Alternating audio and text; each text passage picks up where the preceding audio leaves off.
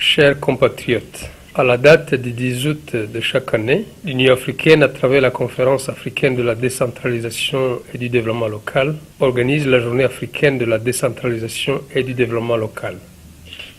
Celle-ci a pour but de favoriser la gestion décentralisée dans tous ses pays membres, étant donné que la décentralisation a pour finalité la promotion du bien-être social.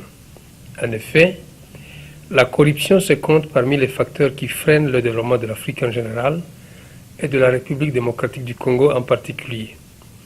Elle se manifeste malheureusement dans tous les secteurs de l'État. Nombreux sont des actes de corruption qui accompagnent la plupart des prestations publiques ou services administratifs rendus. Cela se confirme par les rapports sur les données internationales qui classent la plupart des pays africains parmi les plus corrompus. Face à cet état de choses, il existe un arsenal juridique et des institutions, tant étatiques que de la société civile, ayant pour but de lutter contre la corruption.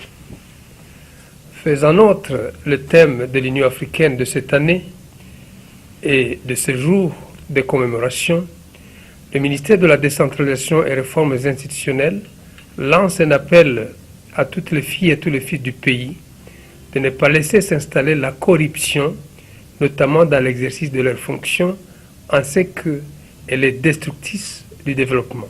Journée africaine de la décentralisation, mon souhait le plus ardent est que les consciences se réveillent et s'éveillent et se mobilisent afin que tous s'approprient l'option levée par le constituant, celle d'un État uni et fortement décentralisé.